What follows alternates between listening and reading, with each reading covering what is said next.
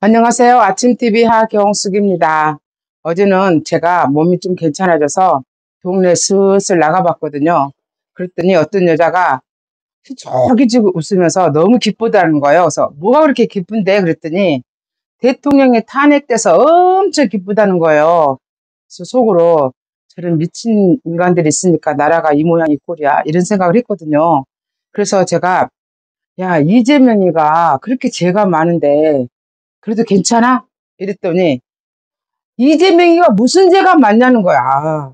그러면서 막 거품을 무는데 전번에 조국이도 총선에 나왔을 때 내 친구도 그랬거든. 조국이가 무슨 죄를 지었네. 조국이를 윤석열이가 폐가망신 시켜버릴 수가 없대. 한 가정을 그렇게 폐가망신 시키네. 이렇게 난리를 치더니 어제 그 여자도 또 그러네. 그 말 듣고 가만 생각해 보니까 우리 정신 차리려면 멀었구나. 어떻게 모르지? 아무리 언론에서 거짓말을 한다고 해도 어떻게 모르지? 대부분의 사람들은 방송을 본대요. MBC. 그런데 거기 보면 윤석열이가 입만 벌리면 거짓말 한다고 이렇게 말을 하거든요. 그래서 제가 학생들도 뉴스도 안 보고 개몽된 이유가 자기들이 여기저기 다 자료 찾아보고 유튜브고 뭐고 다 찾아보면서 진실을 알게 됐다고 그러잖아요. 그런데 정말로 아줌마들 힘은 대단한데 이 아줌마들이 이렇게 힘을 더해서 나라를 공산주의자로부터 지킬 수 있겠냐는 생각이 확 들더라고요. 그래서 제가 오늘은 그 한심한 내 유죄 아줌마들을 위해서 방송을 하려고 합니다. 뭐냐, 이재명이 죄가 뭔지 큰 것만 제가 딱딱 불러주려고 하거든요. 궁금하면 신문 찾아봐. 아니면 인터넷에서 그 제목만 가지고 찾아보면 다 쭉 나와. 나한테 말하지 말고. 현재 재판 중이거나 기소가 된 혐의. 1번 공직선거법 위반. 이거는 2018년 성남시장 시절에 친형을 세상에 강제로 이혼시켜버려. 그래놓고도 또 뭔 말이 많아. 지가 엄마를 어쩌네 저쩌네 하고 핑계가 많아. 그리고 얘는 거짓말 하도 많이 하니까 금방 잊어버려. 두 번째는 특정 범죄 가중처벌법상 뇌물수수 제3자 뇌물 포함인데 여기 대장동 있잖아. 판교 옆에 대장동을 개발하면서 화천대유라고 많이 들어봤지.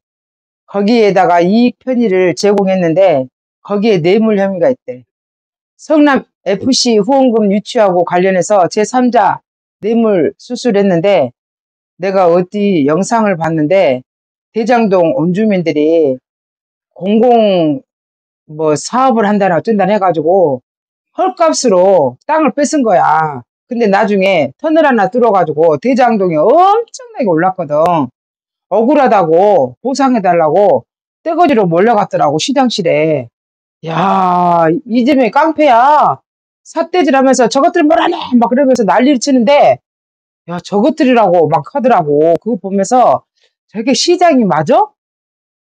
저거는 진짜 안하무인이다. 지밖에 없구나. 그러면서 섬뜩했거든. 그런 거 좀 찾아봐. 세 번째는 배임이야. 대장동 개발 사업 당시에 민간업자에게 막대한 이익을 안겨주면서 성남시에 손해를 끼쳤대. 이게 세상에 4,895억. 이거를 끼쳤다는 거야. 말이 4,895억이지. 적은 돈이냐, 이게? 네 번째는 부패방지법 위반이야.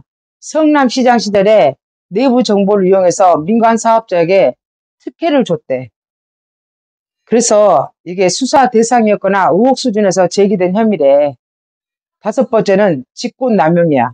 성남시 내부 절차를 무시하고 정책을 강행했다는 의혹이고, 여섯 번째가 선거법 위반이야.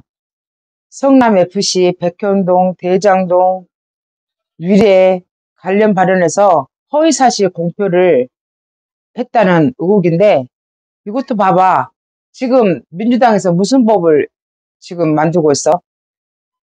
선거할 때 거짓말한 거는 선거법 위반이 아니라고, 허위사실 공포 위반죄가 아니라고 그 법을 지금 만들고 있어.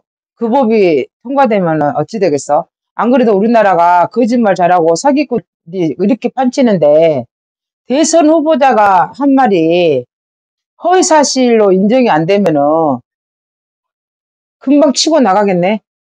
그때 노무현 때도 그랬잖아. 김대엽이가 이해창 아들 병역 그거 난리 나가지고 이해창 후보가 당시 떨어졌는데 나중에 보니까 허위사실 유포였어.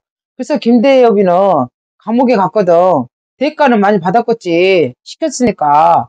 근데 당시에 이게 거짓말이 아니었으면 김대엽이가 아니라 노무현이가 있겠지. 대선 후보 나온 사람이 거짓말을 밥 먹듯이 해도 되냐고 인간들아 들어봐. 일곱 번째가 정치자금법 위반이야. 쌍방울 그룹에서 이재명 봐봐. 얼마나 변호사 많이 쓰냐? 근데 쌍방울에서 그때 당시에 변호사비를 다 대납했다는 의혹인데 지금 5명과 6명과 대장동 변호사들 있잖아. 변호사비 대신에 다 배지를 줬다는 의혹도 있어. 이게 정상적이야? 이게 죄가 없는 거냐고. 여덟 번째는 횡령 배임 관련 추가 혐의인데 백현동 개발 특혜 의혹이고 유래 신도시 개발 관련 이익 편중 의혹이야. 야, 어떤 사람이 그러는데 남한사선 밑에 그 개발된 아파트 있잖아. 거기가 재개발 지역이었어. 거기를 재개발한다고 이주를 시키면서 그 유래 입구에 공공 임대 아파트 있지. 거기를 전부 한 채씩 줘보더라니까. 그 개발되는 도중에 거기 살아라고. 이재명이는 그렇게 권력을 이용해. 그리고 사람들한테 환심을 사. 그러니까 성남 시민들하고 경기도민들한테 인기가 좋았겠지. 빚이 많던가 적던가 상관없이 일단 주니까 사람들이 그때는 잘 몰랐어. 그게 좋은지 나쁜지. 그러니까 그냥 주니까 좋은 거야. 근데 이번에 대선에 나올 때도 어쨌어. 25만 원 준다겠잖아. 근데 나중에 청년들도 그렇고 왜 25만 원 안 주냐고 난리 났잖아. 그러니까 지역 앞에 코나 아이 그걸로 준다고 또 난리쳤지. 법 통과시켰는데 거부권 행사했잖아 대통령이. 그래서 통과가 안 되니까 끝끝내 준다고 하는 거야. 끝끝내. 그것도 지역 앞에로. 그게 뭐겠어. 코나 아이 통해서 낙전 수입하고 이자 수익을 가져가겠다는 거 아니야. 이재명이는 머릿속에는 항상 빼먹을 생각밖에 없다니까. 남의 것을 왜 빼먹을 생각을 하냐고. 돈을 벌어서 쓸 생각을 안 하고 왜 남의 것을 빼먹을 생각을 해. 이재명의 어부인, 그의 아내, 김혜경이도 봐봐.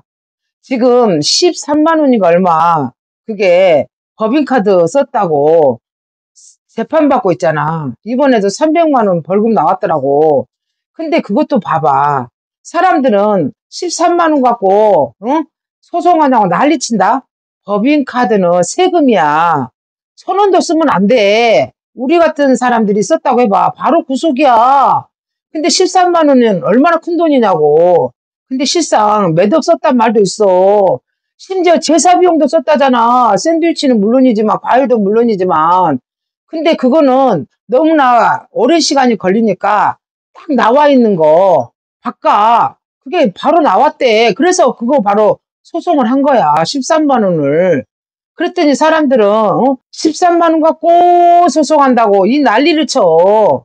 근데 다시 말하지만 지난번에 MBC 사회이사 강규땡이란 사람 봐봐. 스타킹 1,300원짜리 샀다고 걸렸잖아. 몇천 원짜리 강아지 밥을 샀다고 걸렸다니까. 집 앞에 빵 샀다고 걸렸잖아. 근데 지금 방통위원장 봐봐.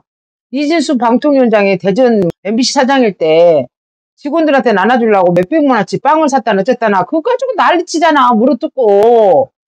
근데 직원들한테 나눠주려고 했다잖아. 근데 김혜경이는 지기 제사상도 법인카드로 사고 공무원들도 도우미 부리듯이 부려먹고. 근데 조금 나쁘고 것은 7급인가 9급인가 그 남자 공무원이 있었잖아. 그 공무원이 그러는데 김혜경이 속옷 있지. 속옷도 좀 된 것은 앞으로 빼고 새로 빤 것은 뒤로 넣고 이것을 남자 공무원들한테 시켰더라고. 솔직히 좀 꾸리꾸리하지 않아? 아, 진짜 뻔뻔하면은 완전 철판 깔아bun기며. 이래도 이재명이가 죄가 없냐고. 이래도 김혜경이가 죄가 없어? 이것들이 성남시장일 때도 이렇게 많은 죄를 지었고 경기도도 뭐 몇 조가 빚이 졌다고 하더라고. 그런데 이게 죄가 안 되냐고. 하물며 대통령이 되면 얼마나 나라를 아작을 내버리겠냐고. 이런 사람이 대통령 되면 되겠냐? 어? 정신 좀 차려. 왜 눈을 막아버리고 귀를 막아버려. 좀 들으라고 제대로. 아까 내가 막 앞에서 깜빡했어. 청년들이 25만 원 이재명이 준다는 돈 안 받는데 알고 보니까 이재명이가 준다는 돈이 세금으로 주니까 결국 지기들 미래 빚이라는 거야. 그래서 이제는 그런 돈 안 받는데 청년들도 이렇게 깨어나고 있는데 이 자식들이 깨어나고 있는데 아줌마들이 정신 차려야 되지 않겠냐고. 진짜 나 우리 동네 아줌마들 너무 한심해. 정신 좀 차려봐. 지금까지 진실을 알려드리는 아침TV 하경숙이었습니다.